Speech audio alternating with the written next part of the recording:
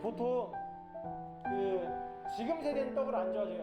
MZ 세대는 떡을 안 좋아하는데, 우리 아까 화승 선생님은 떡을 맛있게 먹던데 보통 떡을 잘 안 좋아해요.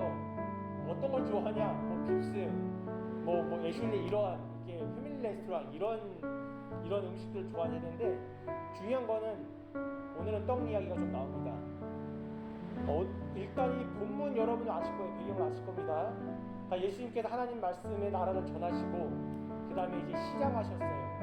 저는 사실 이 본문 예전부터 읽으면서 제자들도 있는데 예수님께 이렇게 말씀을 전하시면 분명히 식사 시간 뒤에 배고플 텐데 왜 미리 점심을 준비 안 하셨을까?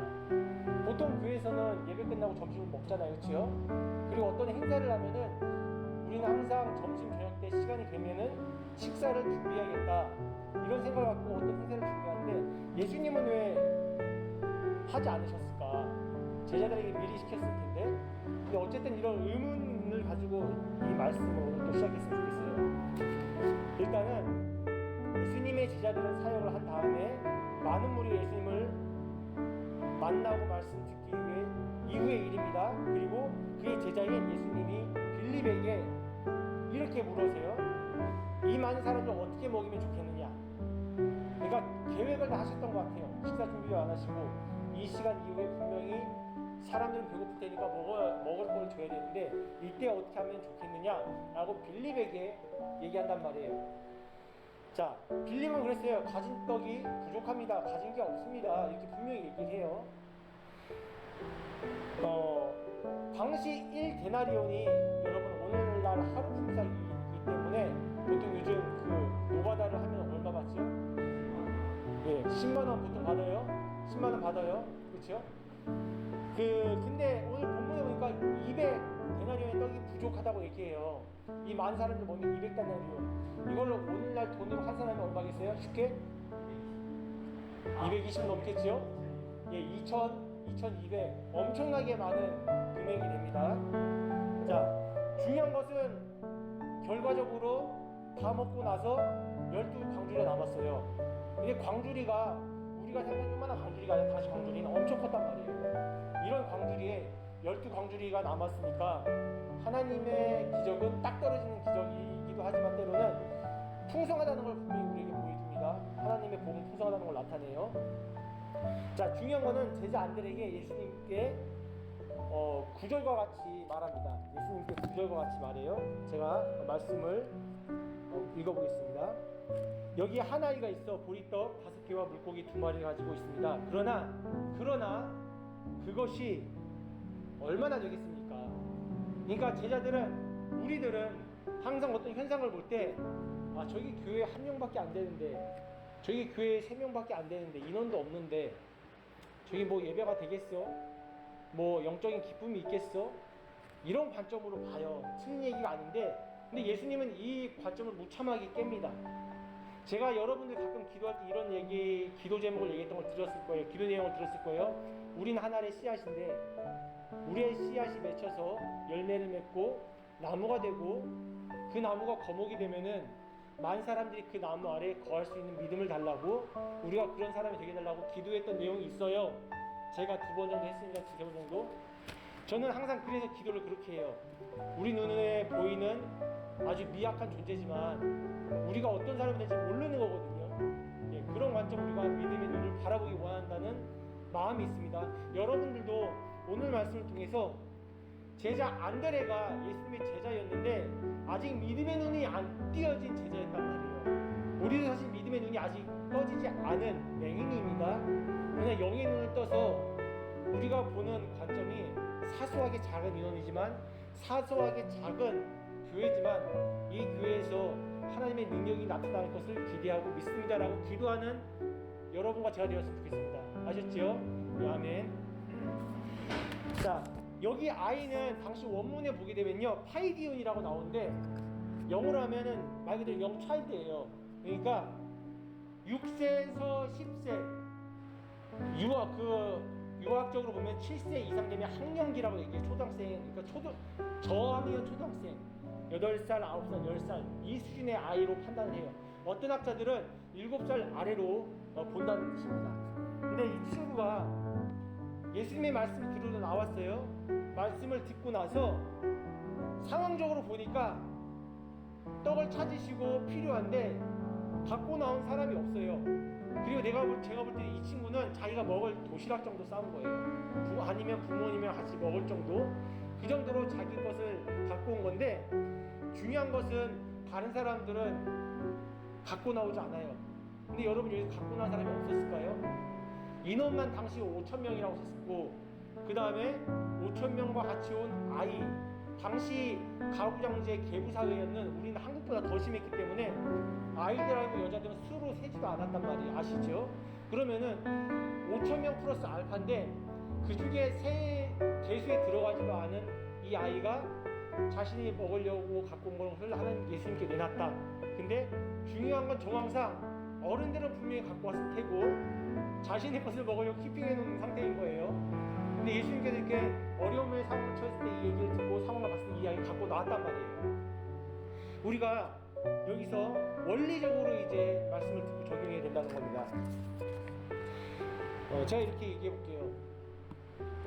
일단 이 부분을 기적의 유무로 보는 사람들이 많아요.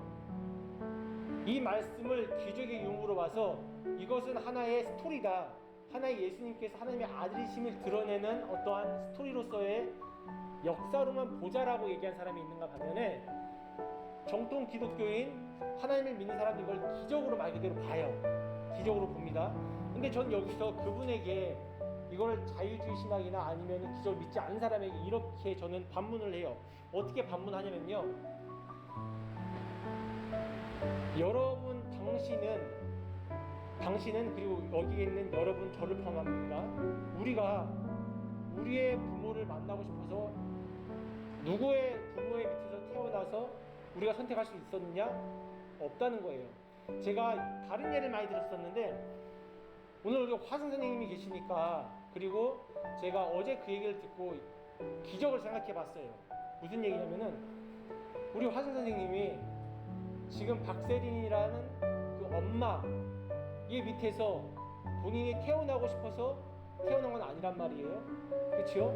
그리고 또 여러 가지 간증이 있겠지만 본인은 아무 상관이 없는데 하나님께서 어느 진로와 상황을 결정하셔서 경제적으로 수혜 좀 밟고, 그리고 그런 사람들을 만나게 되고, 그리고 고1 때 부모님이 어떤 환상이나 꿈을 통해서 미리 앞을 경험할 수 있는, 본인하고는 상관이 없거든요. 선생님 본인하고는 상관이 없단 말이에요. 중요한 거는. 근데 하나님께서 태초부터 계획하시고 준비하셔서 이렇게 오게 하셨던 현실적인 모습을 봤었을 때 기적이 있냐 없냐를 판단할 수 있느냐? 우리가 없단 말이에요. 무슨 말이냐? 제가 말하는 거는 기적은 있는데 우리가 경험하지 못한 삶에서 다양하게 일어난다는 것을 얘기 드리고 싶은 거예요. 그래서 저는 여러분들이 이 자리에 있는 자체도, 저를 만나고 저도 여러분을 만나는 그 자체도 단순히 어떤 우연이나 그런 관점에서 보는 것이 아니라 하나님께서 우리를 택하시고 듣게 하시고 준비케 하시는 전체적인 과정의 일부로서의 기적으로 여러분이 봤으면 좋겠어요. 그래서 중요하다는 거예요. 그 만남이 너무나 중요하다는 겁니다. 지나간 세상적인 어떤 만남, 그런 단순한 만남을 보지 않았으면 좋겠다는 게 첫 번째 원리입니다. 자, 두 번째예요.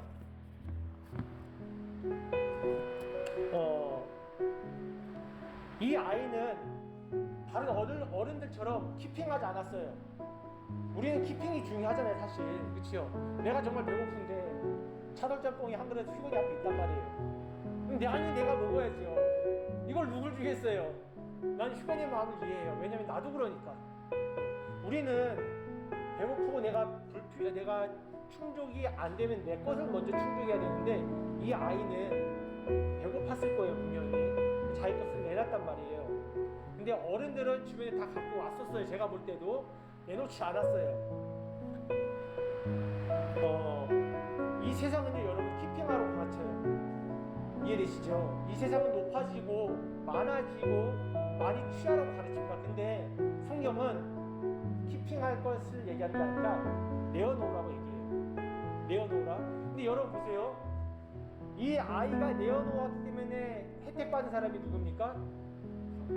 전부란 말이에요. 근데 그 부분은 내어놓지 않으면 일어나지 않습니다. 그게 중요해요. 여러분들 제가 하나의 간증을 할게요. 작은 간증이지만 제가 사는 빌라가 좀 이렇게 용인에 지금 제가 빌라 살고 있는데 아파트에 호수에 살다 여기 왔어요. 호수는 좀 중산층이나 좀 잘 사는진 않아요. 호수도 중산층에 계신 분들이 계시고 여기 빌라촌에 좀 미안해 얘기하면 가난한 분들이 계세요. 왜냐면 전세가 보통 1억 미만이나 1억 천이에요. 아파트는 보통 2억이란 말이에요. 그러니까 좀 차이가 있죠 이미. 근데 여기 와 사는데 제가 몇 층이라고 얘기는 안 해요. 왜냐면 그분들이 나중에 여기 전국에서 올 것을 잘 기도하고 있기 때문에.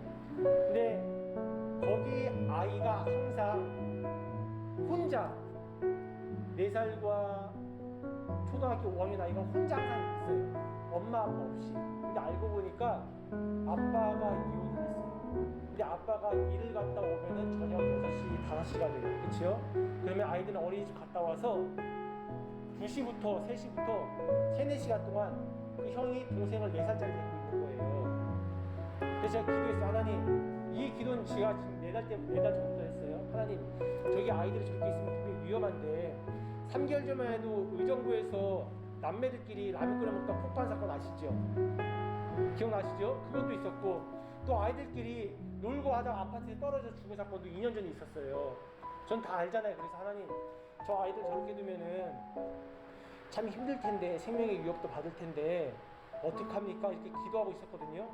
근데 엊그저께 위층 아빠가 내려왔어요. 오히려 저한테 내려와가지고 상담할 게 있다고 하는 거예요. 근데 제 아내가 저에 대해서 뭐라고 했냐면은 어린이집 교육기관에서 10년간 부원장으로 있었다 선생님하고. 그래서 유아교육을 잘 아니까 좀 상담을 받아보라고 얘기했어요. 근데 그 타이밍에 어제 내려온 거예요. 저한테 뭘 얘기를 했냐면은 아이가 불쌍하다는 거예요. 자기 딸이 불쌍해서 뭘 해줄 수가 없는데 너무나 힘들게 있으니까 저한테 좀 이렇게 도움을 요청했던 거예요. 근데 어떤 요청이었냐, 토요일 날만 볼 수 있는 곳이 있냐는 거예요. 토요일 날만. 근데 유아보육법상 토요일 날만 안 봐줘요. 우리나라 어느 곳에서든 긴급 보육 제도가 있는데 그거는 회성으로 이용하는 거지 어린이집에서 토요일 날 봐주지 않으면 안 되는 거예요. 우체국 집배원인데 아침 7시 반에 나가야 돼요. 저녁 6시면 들어와요. 토요일도 동일합니다. 그래서 저한테 얘기했던 게, 제가 생각해보니까 저는 알잖아요. 딱 들으면 알거든요. 봐줄 데가 없구나, 내가 봐줘야겠구나. 그래서 그 아빠한테 물어봤어요. 예수님을 믿나요? 했더니 어렸을 때 믿었대요. 근데 지금은 안 다닌다는 거예요. 그러면은 딱 됐다, 내가 이 아이를 봐주고 어느 시간 때가 이르면은 이 아이들이랑 엄마 아빠와 할아버지도 같이 계세요. 할아버지도 같이 전도해야겠다라는 생각을 갖고 있는 거예요. 그래서 첫 만남이 이루어졌단 말이에요. 기도를 3, 4개월 동안 했는데 어제 만났으니 이제 오겠지요. 근데 보면은 그 4살짜리 아이를 볼 때 얼마나 힘들겠어요. 4살의 특징 아세요? 네, 미운 5살. 말 엄청 안 들어요, 여러분. 막 자기 멋대로 뛰어다니고 막 밥 흘리고 똥 아직도 못 가리고. 근데 저는 그걸 뭘 봤냐면은, 사실 제 아내가 유치원 어린이집 교사를 했었지만 어제 힘들어 하더라고요. 근데 같이 상의했던 게, 우리가 보이지 않는 부분을 보고하자. 그러면 하나님께서 일을 하신다. 저는 그래서 여러분들에게 앞으로 고생스럽고 어려운 상황이 오면은 기회라고 보세요. 기회. 이해되시죠? 남들이 안 하려는 게 있어요. 그게 눈에 딱 들어오면 일단 기회인 거예요. 그걸 붙잡으라는 뜻입니다. 그러면 하나님께서 일을 하세요. 왜냐하면 그 기회는 남들이 안 하는 거는 내가 했을 경우에 누군가가 생명에 영향을 주고 도움이 된다는 거. 그 두 번째입니다. 세 번째 말씀드릴게요. 이 아이도 예수님께 나와서 말씀을 먼저 들었어요. 듣고 나서 자기 걸 드렸습니다. 선거가 달라요. 이 아이가 그냥 드린 게 아니라 예수님께서 하나님의 말씀을 듣고 그 다음에 자신의 보리떡 2개와 보리떡 5개와 물고기 2마리를 드렸어요. 제가 뭘 얘기하고 싶냐면요,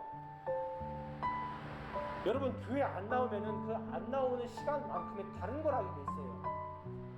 다른 걸 하는 건 상관없는데 그 다른 것이 말씀을 본다거나 기도를 본다거나 코로나 시대 그러면 돼요. 근데 보통은 안 나오면 뭐 하냐? 제가 얘기 안 해도 아시죠? 예, 자기 하고 싶은 거 즐긴단 말이에요. 하나님의 말씀을 정기적으로 들을 수 있는 여러분들이 환경을 확보하라는 뜻이에요. 아이도 들었습니다. 들었기 때문에 낸 거예요.